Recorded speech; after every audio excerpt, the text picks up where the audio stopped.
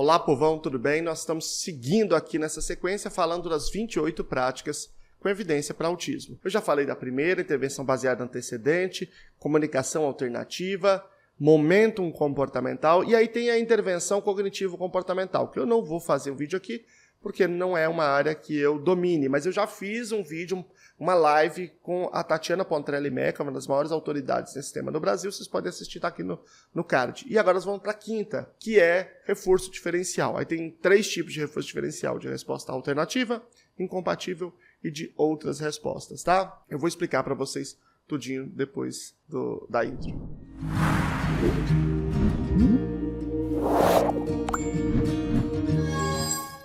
Meu nome é Luciano Lacerda, sou doutor em Educação pela PUC São Paulo. Fiz o meu pós-doutoramento no Departamento de Psicologia da UFSCar e eu estudo autismo e práticas baseadas em evidências. Deixa eu começar com uma explicação mais geral do que é o reforço diferencial, tá? Tudo isso está dentro dessa categoria. Significa a seleção de certos comportamentos por meio do reforçamento. Eu tenho vários comportamentos para atingir o mesmo fim de um indivíduo e eu vou selecionar alguns deles e vou reforçar esses. Portanto, eu vou diferenciar respostas que são adequadas, isto é, que trazem benefícios para o próprio indivíduo, daquelas que são inadequadas, que trazem malefícios para o próprio indivíduo ou sua comunidade. E aí a gente vai reforçar diferencialmente essas várias respostas. Vou contar uma história aqui interessante, que está na própria abertura desse tema do livro do Cooper, que é o livro mais importante da área da análise do comportamento. Se chama Applied Behavior Analysis, né? A história é a seguinte, era a história de um casal real inglês, né? O príncipe Albert, acho que é a rainha Vitória, a rainha Elizabeth. Chega uma hora que eles quebram o pau dentro do quarto e ele sai, ou é expulso, não tá claro, né? Ele sai e vai pro escritório. E aí, sabe como é que é? Eu conheço essa história. Vai atrás para poder brigar atrás da pessoa, né? Aí ela foi atrás dele, bateu na porta. Abra agora! Quem tá mandando é a rainha da Inglaterra. Daí ele não abriu. Daí ela bateu. Abra agora, Albert! Quem tá mandando é a rainha da Inglaterra e comandante em chefe de todas a marinha britânica, não sei mais que marinha, um monte de coisa. Nada. Não abriu. Aí ela bateu. Toc, toc, toc. Abre, amor, aqui é sua esposa. Aí ele abriu. Ou seja, ela tentou que ele abrisse a porta de 3 formas diferentes. Ou seja, ela emitiu respostas com 3 topografias, formas diferentes. Tentou ameaçando mais ainda e tentou de uma maneira carinhosa. E ele selecionou essa fala mais carinhosa para reforçar o comportamento dela. Isso é um reforço diferencial. Então, existe essa diferenciação. Vamos ver para que serve o reforço diferencial, para que idade que serve. Lembrando que, para a vida adulta, a gente sabe que tem evidência, tá bom? A partir dos 22 anos. Mas essa evidência ela foi produzida em 2015, que está lá numa revisão sistemática com meta-análise bastante grande, chamada NSP. Mas agora eu vou falar da evidência mais recente, e aqui olhando só até 22 anos, tá bom? Olha aqui. Então nós temos uma evidência para o desenvolvimento de habilidades de comunicação entre 0 e 14 anos. Para habilidades sociais entre 3 e 14 anos. Para habilidades de atenção compartilhada entre 6 e 11 anos. E para habilidades de brincadeira, de brincar, entre 3 e 11 anos de idade. Não tem evidência para o desenvolvimento de habilidades cognitivas, mas para habilidades de prontidão escolar, o indivíduo está ali pronto, atendendo às necessidades ali da escola para aprender, entre 3 e 14 anos. Para o desenvolvimento de comportamentos pré-acadêmicos e acadêmicos, entre 3 e 11 anos. Portanto, pega ali o ensino infantil, a educação infantil e o ensino fundamental 1. Para aprendizagem de comportamentos adaptativos e de autocuidado, entre 0 e 11 anos, entre 15 e 11 anos. Para comportamento desafiador, gente, para comportamentos inadequados, comportamentos problema, interferentes, chama como quiser, né? Tem um monte de nome que as pessoas usam, de 0 até 22 anos. E só até 22 anos aqui, porque só termina com 22 anos, porque também tem evidência na vida adulta. Portanto, é uma estratégia fundamental. Para o desenvolvimento de habilidades vocacionais, não tem evidência. Para saúde mental e autodeterminação também não, mas para o desenvolvimento de comportamento motor, sim, entre 3 e 14 anos de idade. Portanto, estamos falando de uma prática com uma excelente evidência.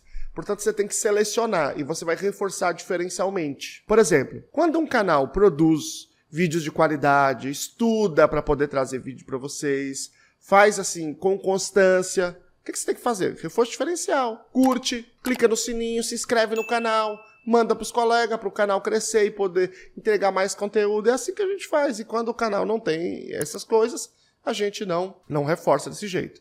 Portanto, quem não reforçar aqui, a gente vai entender que está indicando que não está no caminho certo, né? Então você pode não fazer alguma coisa que de fato te interessa prosperar. Mas, continuando, eu vou diferenciar aqui para vocês, de uma maneira breve, o que seriam esses 3 tipos. Tá? O DRA, Reforço Diferencial de Resposta Alternativa, vocês devem estar estranhando a sigla, né? Porque a sigla é sempre do inglês. Então, é Differential Response of Alternative Behavior.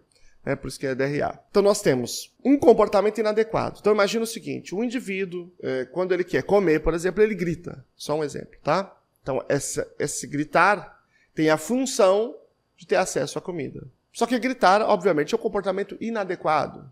Então, digamos que eu queira substituir este comportamento de gritar por um outro comportamento de simplesmente ir para a mesa e sentar à mesa. Ali já seria um indicativo de que ele quer comer. Então, eu vou fazer um reforço diferencial de resposta alternativa. Eu posso fazer. Então, eu vou reforçar o comportamento de ir para a mesa e se sentar, e não o comportamento de gritar. Se ele fosse à mesa, eu serviria a comida, e se ele gritar? Aí eu tenho mais de uma hipótese, né? Hipótese número 1 é que eu coloco o comportamento inadequado em extinção. Ou seja, se ele gritar, eu não vou dar comida. Se ele sentar à mesa, eu vou dar. E aí eu vou ajudá-lo, claro, a sentar à mesa, né? Vou dar apoio para que ele não fique sem saber o que fazer, claro. Essa é uma hipótese. Portanto, DRA, na maioria das vezes, tem um componente de extinção. O comportamento inadequado fica em extinção.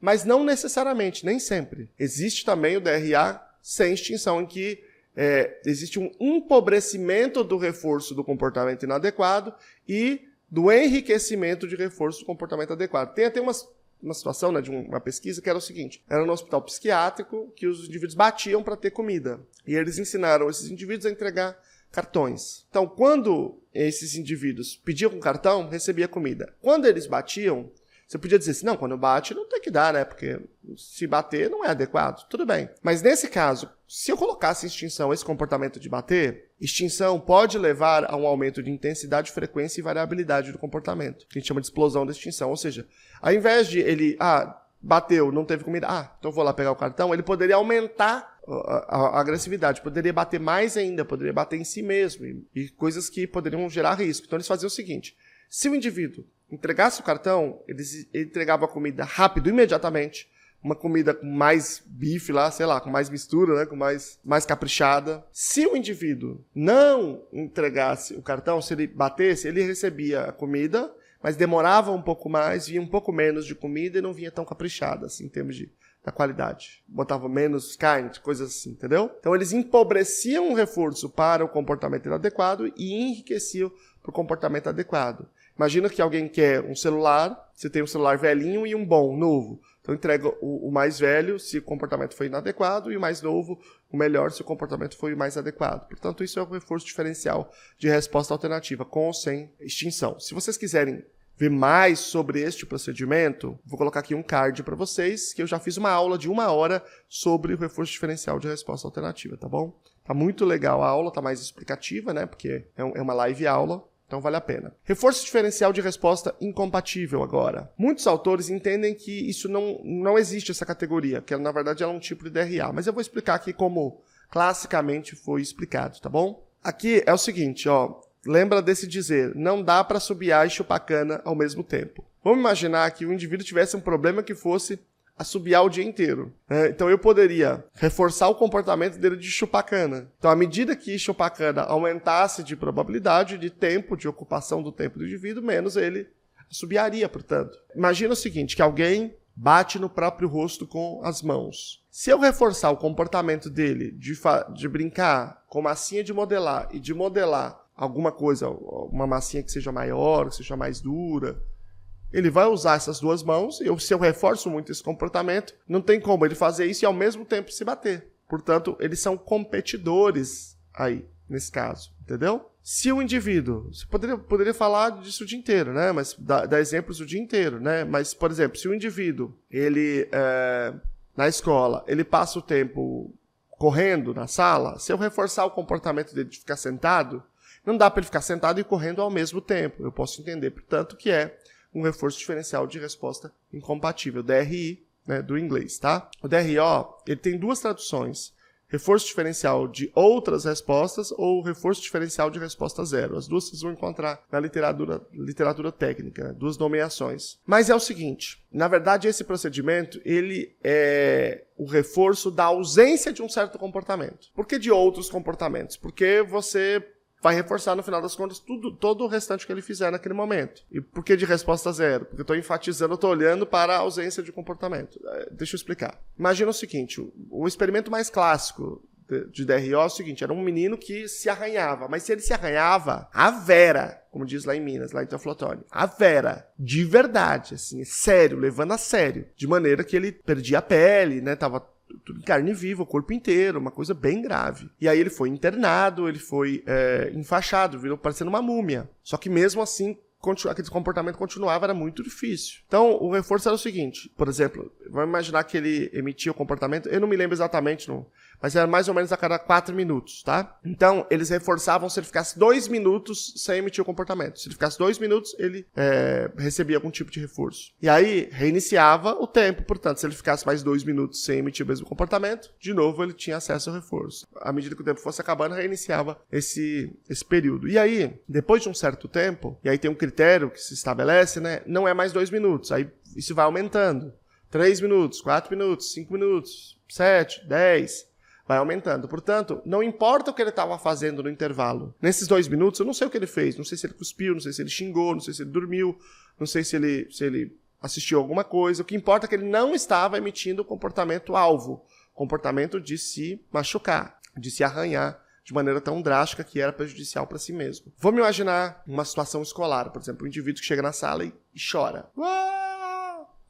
Bom, ele parou para respirar. Quando ele parou para respirar, eu posso reforçar. Por quê? Porque naquele momento eu tenho a ausência do comportamento alvo, que seria o comportamento de chorar. Entende? Eu posso dar mais reforço naquele momento. E aí eu vou dar vantagem para ele para não chorar. E aí isso aumenta a probabilidade, portanto, dele emitir o comportamento dessa forma, de uma maneira mais consistente, com a ausência de choro. Ou vamos dar outra. Vamos imaginar um dia que um indivíduo não brigue na escola, que é um indivíduo que briga todo dia, mas a gente combina com ele, tem um combinado que o dia que ele não brigar, que ele não agredir ninguém, ele pode, no final do dia, ficar no celular, ali uns 10 minutos, 20 minutos. Ele pode ir ver o ventilador na sala de direção, sei lá.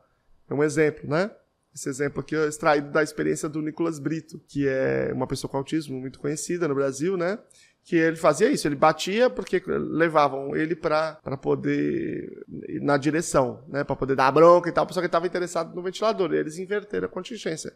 Quando ele não batia ninguém, ele tinha acesso ao ventilador, entendeu? Então isso é o DRO. Esses procedimentos são procedimentos com uma evidência bastante grande, bastante acachapante. DRA, DRI e DRO. E, portanto, quando a gente tem comportamentos problema, muitas vezes a gente vai fazer esses procedimentos. Pode ser que você tenha ouvido falar muito de treino de comunicação funcional. Eu mesmo já falei bastante vezes, que é uma das 28 práticas. Mas o treino de comunicação funcional é um tipo especial de DRA, portanto, também está relacionado com isso aqui. Depois eu vou falar mais especificamente dele também. Compartilha nos grupos de pais, grupos de profissionais, e a gente se vê na próxima.